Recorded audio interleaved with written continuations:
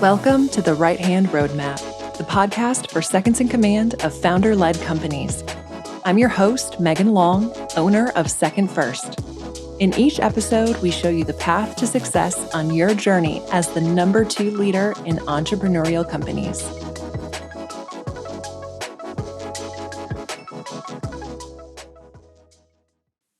I am so happy you are here. In today's episode, we're discussing the transition as a leader from big corporate to small business. Many small entrepreneurial businesses hire externally for executive roles, especially new positions that they add. This means experienced candidates are coming from larger organizations. Many of you, if you are a second in command at an SMB, likely came from a big corporate environment. First, we're going to talk about the pros and cons of moving from a large company to a small one, and then we're going to cover some transition tips to make the adjustment period smoother and easier. And so we're all speaking the same language.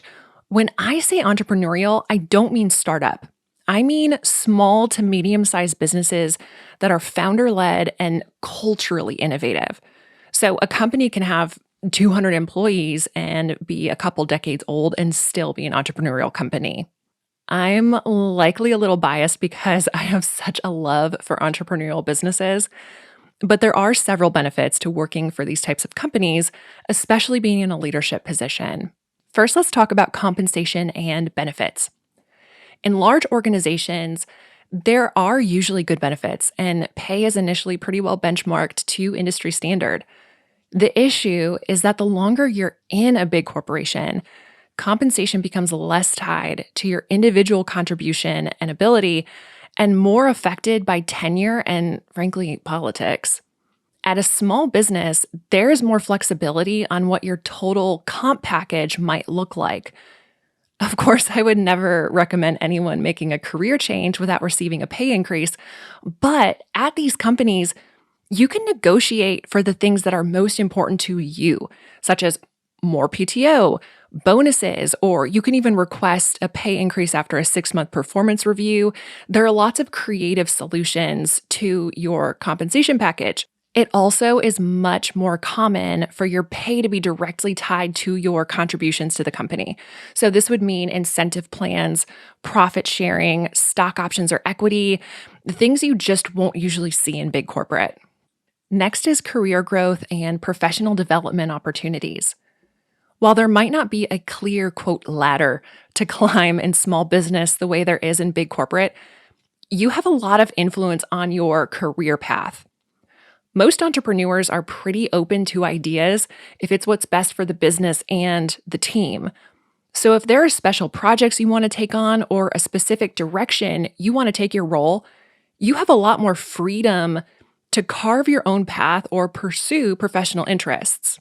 Additionally, as the second in command, you get to touch every department in a way you wouldn't be able to at a large organization.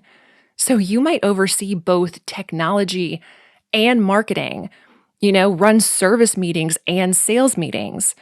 Even if you're not an expert in these areas, the exposure and education you receive is just invaluable. And last is flexibility. Flexibility is a tricky subject now that we're in this great remote work debate. But first off, a lot of small businesses have decided not to renew their commercial office leases and go fully remote.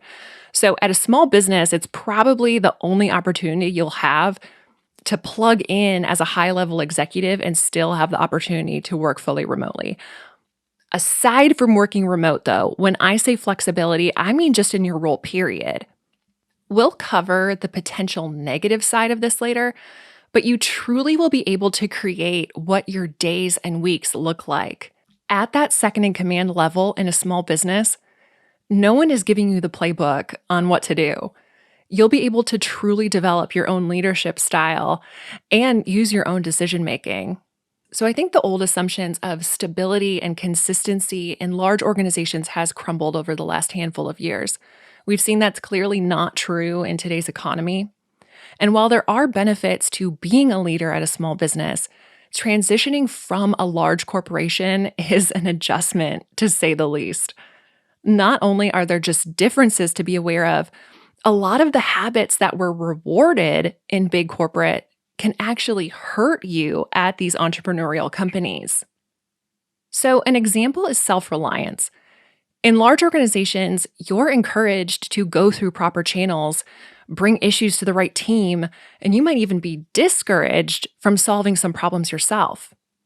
Well, in a small business, you have to start thinking like an entrepreneur in terms of how can I accomplish this myself? Certainly don't spin your wheels, but don't let your executive title make you think you're above like setting your own computer up on your first day. And on that note, be ready to roll your sleeves up.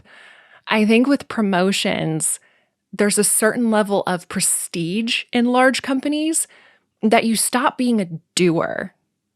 Well, at entrepreneurial companies, sometimes you'll have to get in the weeds. If you need information, you might be pulling your own CSV files. And I think that's so fun. I think it's boring to just straw boss in an office all day. I love the fact that you can dive into the work and actually do things yourself in these businesses.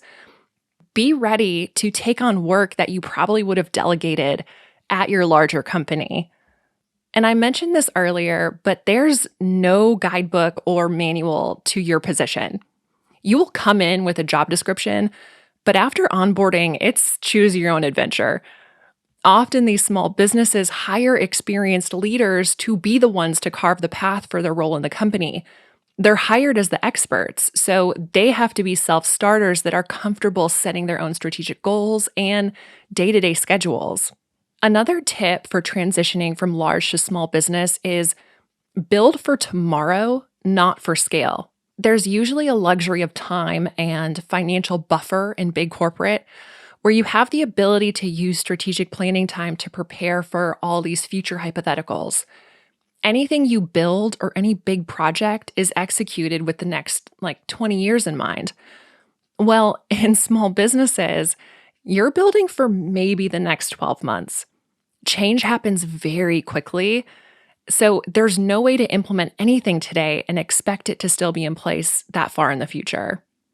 And because the rate of change is so fast in entrepreneurial businesses, you will have to adjust to the speed. You're also now working directly for a founder who will always move faster than you're comfortable with. Strive to create the minimum viable product, knowing that it's just expected to iterate over time. Don't try and make something perfect. Budgeting also works very differently. In larger businesses, you may be given your annual budget at the start of the year, but this is a living, breathing tool in a small company. There's a big theme here of fast change. Well, conditions may change quickly when it comes to the budget. You need to start thinking in terms of quarters instead of years. Budgets can be adjusted due to new opportunities, changes in the client base, or just changes in priority. But there's a big benefit to you with this as well. So if you see a need in the organization, like you need to hire a team lead or you want to bring on a new software platform, you don't have to wait for next year's budgeting cycle, right? The approval process is not nearly as lengthy. It can easily be adjusted to accommodate these new initiatives. The biggest tip for a transition to a small entrepreneurial company is that as a leader, you get to have huge impact. Each day matters. If you're searching for a role with more meaning, you will definitely find it at a small business.